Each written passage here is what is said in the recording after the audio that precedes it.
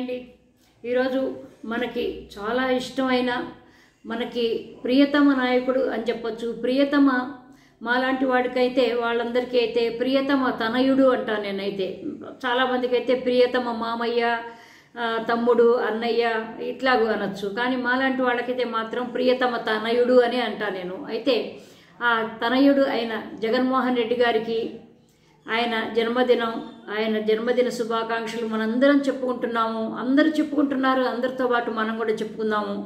ఆయనని చాలామంది ఇప్పుడు ఇవాళ రాష్ట్రంలో మిస్ అవుతున్న వాళ్ళు చాలామంది ఉన్నారు. ఎందుకు అంటే ఆయన ఇస్తున్న ఎన్నో వసతులు, ఎన్నో చక్కటి పథకాలు అవన్నీ చేస్తూ ఉండగా అంతకంటే ఎక్కువ చేస్తాము అని వచ్చిన కూటమి ఏదైతే వచ్చిందో ఆ కూటమి ఏది చేయకుండా తాత్సారం చేస్తున్నది. అది కాదు, అది కుదరలేదు, ఇది కుదరలేదు, అది కుదరలేదు అంటే ఏంటంటే ఇప్పుడు కూటమిలో ఉన్న నాయకుడు ఎవరైతే ఉన్నారో ఆయన ఎన్నో 40 ఇయర్స్ ఇండస్ట్రీ ఉన్నదో ఆయన వల్లే కాగలేదు అంటే మరి జగన్మోహన్ రెడ్డి గారు చెయ్యగలిగాడు అంటే దట్ మేక్స్ డిఫరెన్స్ అంటా నేను. కాబట్టి ఏంటంటే మరి అట్లాంటి పరిస్థితుల్లో కూడా ఆయన ప్రతి వాళ్ళకి కూడా పథకాలు ఇచ్చి ప్రతి వాళ్ళకి కూడాను అన్ని విషయాల్లో ఆయన ఆదుకుని చిన్న దగ్గర నుంచి చితకలని అందరినీ ఆదుకున్నాడు ఆయన. అందుకని ఎప్పుడు కూడా ఆయన చిరస్మరణీయుడు అయిపోతాడు మన రాష్ట్రంలో, ఆంధ్రప్రదేశ్లో ముఖ్యంగాను. అసలు ఎన్నెన్నో రిఫార్మ్స్ తీసుకొచ్చాడు ఆయన ఎప్పుడు కూడా ఆయన్ని అందరూ తలుచుకొని క్షణం లేదు. ఆయన ఉంటే ఇవాళ ఇలా ఉండేది కాదు, ఆయన ప్రభుత్వంలో ఉంటే ఇలా ఉండేది కాదు. That it self is great enough అండి. ఎందుకంటే ఒక నాయకుడిని ఇవాళ అంతగా గుర్తించి ఆయన్ని తలుచుకుంటున్నారు అంటే అదే చాలు. ఇప్పుడు ఇవాళ మనకు మహాత్మా గాంధీని తలుచుకుంటాము, గుర్తించుకుంటాము. ఎందుకంటే ఏంటంటే ఆయన ఈ కులాలు, ఈ మతాలు, ఈ అంటరానితన నిర్మూలన ఇవన్నీ కూడాను ఆయన చాలా పెద్ద పీట వేశారు. ఆయన చాలా మంచి రిఫార్మ్స్ తీసుకొచ్చారు. ఇవాళ మనం అంబేద్కర్ని గుర్తు చేసుకుంటాం. ఎందుకంటే ఎస్సీ ఎస్టీలకు చాలా బలహీన వర్గాలని ఆయన వాళ్ళ గురించి ఆలోచించి కొన్ని రిఫార్మ్స్ తీసుకొచ్చి వాళ్ళకి రిజర్వేషన్స్ అంటూ ఉంటే బాగుంటుంది అని ఆలోచన చేసిన విషయం వాళ్ళల్లో గొప్పవాడు. అట్లాగే ఇవాళ ఒక విద్యా దీవెన కావచ్చు, లేకపోతే అమ్మఒడి కావచ్చు, లేకపోతే నాడు నేడు స్కూల్స్లో తీసుకొచ్చిన ఆయన రిఫార్మ్స్ అసలు అద్భుతమైన రిఫార్మ్స్. చిన్న పిల్లలకి జగన్మామయ్య గోరు ముద్దలు కావచ్చు, ఇవి కావచ్చు ఇవన్నీ ఇవాళ ఇట్లాంటివన్నీ రైతు భరోసా కేంద్రాలు, రైతు పొలం దున్నే దగ్గర నుంచి చివరికి క్రాప్ వచ్చే వరకు రైతుని తన కంటి రెప్పల్లాగా కాపాడుకోవటంలో ఆయన చాలా గొప్ప ఒక పెద్ద పీఠం వేసుకుని కూర్చున్నాడని చెప్తాను నేను. అందుకని ఇవాళ ఎంతోమంది ఆయన్ని గురించి తలుచుకుంటున్నారు. ఏముంది, ఒక్కసారి ఏదో అంటారు కదా, అన్నం ఉడికిందే లేదా అని చూడటానికి ఒక మెతుకు పట్టుకుంటే సరిపోతుందని. ఆయన ఎన్నిసార్లు ముఖ్యమంత్రి అయ్యాడు, ఎన్నిసార్లు అవుతాడు అని కాదు, ఒక్కసారి ముఖ్యమంత్రి అయ్యాడు, ఇవన్నీ చేశాడు. రైతు భరోసా కేంద్రాలు, నాడు నేడు, గవర్నమెంట్ మెడికల్ కాలేజెస్, పోర్టులు, తర్వాత వసతి దీవెన, విద్యా దీవెన, అమ్మఒడి, పెన్షన్ల పంపిణీ, వాలంటీర్ల వ్యవస్థ, లేకపోతే సచివాలయ వ్యవస్థ, ఇవన్నీ తీసుకొచ్చిన మహానుభావుడు.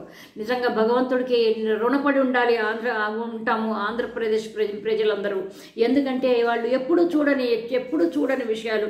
ముఖ్యంగా ఆ కరోనా కాలంలో ఎవ్వరు కూడా ఇంట్లోనే ఉండి అందరినీ తన పసిపిల్లల కంటే ఎక్కువగా కాపాడుకున్న మహానుభావుడు జగన్మోహన్ రెడ్డి గారు. ఇవాళ జగన్మోహన్ రెడ్డి గారు ఆయన చేసిన ఒక రిఫార్మ్స్ కావచ్చు, ఆయన చేసిన పథకాలు లేకపోవచ్చు, కానీ అవి లేకపోవటం అనేదే మంచిది. ఎందుకంటే ఆయన్ని తలుచుకుంటానికి ఒక అవకాశం ఉన్నది. కాబట్టి ఇవాళ మనం ఇప్పుడు ప్రభుత్వం చేస్తున్నవి సరిగా చేయటం లేదు, పథకాలు చేయటం లేదు, వీళ్ళు సరిగాను ఇంప్లిమెంట్ చేయటం లేదు అని మనం చెప్తే మనలాంటి వాళ్ళని తీసుకెళ్ళి కట్టేసి జైల్లోకి తీసుకుపోయి చిత్రవదలు చేయటం అనేది చేస్తారు. కానీ మన మనసులో ఉన్న ఆయన ముద్రనైతే ఎవరు చెరపలేరు అంటా నేను. అట్లాగే ఆయనని లైక్ చేసే మనలాంటి వాళ్ళు అందరూ కూడాను ఆయన్ని ఎప్పుడూ లైక్ చేస్తూనే ఉంటారు, ఇంకా లైక్ చేస్తూ ఉంటారు. ఇంకా వాళ్ళ అదృష్టం బాగుంటే జగన్మోహన్ రెడ్డి గారు ఇంకొకసారి ముఖ్యమంత్రి అవుతారు, లేకపోతే అయ్యే సమస్య లేదు. ఎందుకంటే సపోజ్ మొన్న 2024 ఎన్నికలు అయినాయి. ఏం జరిగిందో అలాగే జరిగితే గనక, అలాగే జరగదు అనే గ్యారంటీ అయితే నాకు, జరగదు అనేది అయితే మాత్రం నాకు గ్యారంటీ లేదండి. అయితే ఏంటంటే మరి అద్భుతాల్లో అద్భుతం ఏదన్నా జరిగితే, మొన్న ఉన్న ఒక రకమైన ఒక పరిస్థితి లేకపోతే ఆయన మళ్ళీ ముఖ్యమంత్రి అయ్యే ఛాన్స్ ఉంది కానీ, లేకపోతే ఆయన ముఖ్యమంత్రిని ఎవరు అవనివ్వరు. ఎవ్వరు అందులో ఆయన పార్టీ మనుషులే చాలామంది ఆయన మీద కత్తి కట్టారు కాబట్టి, ఆయనకి చాలామంది ఆయనకి మంచిగా ఉంటూనే వెన్నుపోటు పొడిచారు కాబట్టి, అట్లాంటి వాళ్ళు ఉన్నంతకాలం, ఎందుకంటే భారతదేశం ఈ వెన్నుపోటులో చాలా చాలా చాలా ఒక ఎక్స్పర్ట్ అని చెప్పాలి అనమాట. చాలా వీళ్ళు దానిలో అందివేసిన చెయ్యి అని చెప్తాను నేను.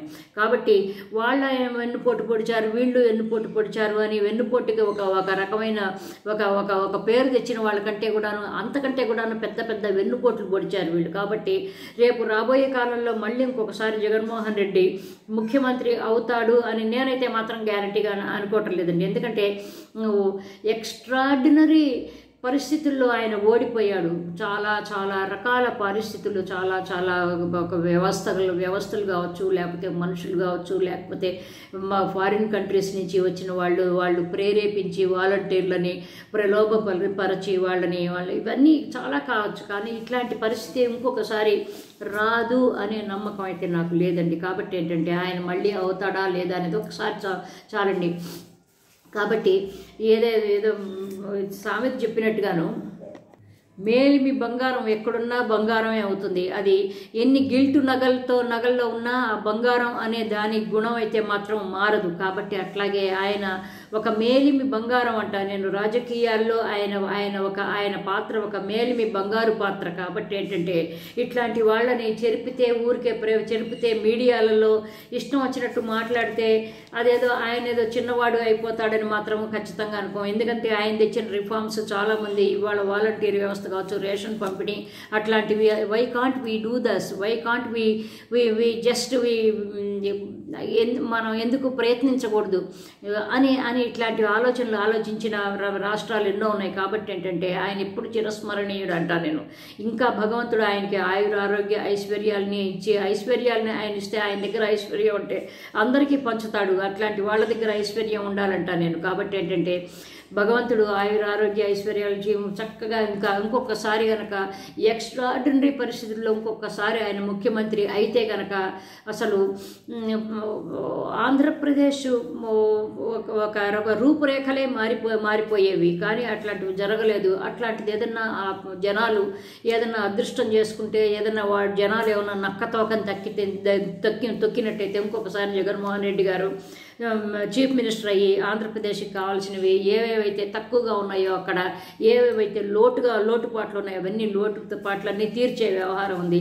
ఈ వీడియో చూసే వాళ్ళల్లో జగన్మోహన్ రెడ్డిని గారిని ద్వేషించే వాళ్ళని ద్వేషించుకోండి, నన్ను తిట్టండి, నన్ను ఏదైనా చేయండి, నేనేం బాధపడను. ఎందుకంటే నిజాలు ఉన్నట్టు మాట్లాడుకోవాలి. ఎందుకంటే ఆయన మెడికల్ కాలేజీలు తెచ్చాడు, నిజమే కదా. ఇంకా ఈ రిఫార్మ్స్ అయితే అన్ని తెచ్చాడు కదా, రైతు భరోసా కేంద్రాలు లాంటివి కావచ్చు, లేకపోతే పోర్టులు కానీ, ఫిషింగ్ హార్బర్స్ కానీ, ఇవన్నీ. అందుకని మీరు ఏదైనా అనుకోండి, నాకు బాధ లేదు. కానీ ఏంటంటే చక్కగా 4 కాలాలు వర్ధిల్లు తండ్రి జగన్మోహన్ రెడ్డి గారు చక్కగా హాయిగా ఆయురారోగ్యంగా ఉండాలి. చక్కగా ఇప్పుడు ఎలాగో చక్కగా ఉత్సాహంగా వెళ్తున్నారో అలాగే ముందు కూడా ఇలాగే ఉత్సాహాన్ని ప్రదర్శించండి, హాయిగా ఉండండి. God bless you Jagan God bless you. నేను ఏదైనా అదృష్టం చేసుకుంటే మీ 5 సంవత్సరాలు మీ దగ్గర మీ ఆఫీసులో నేను ఉండటమే నా 5 సంవత్సరాలు అని చెప్తాను. ఇంకొక మంచి టాపిక్తో మళ్ళీ కలుద్దాం.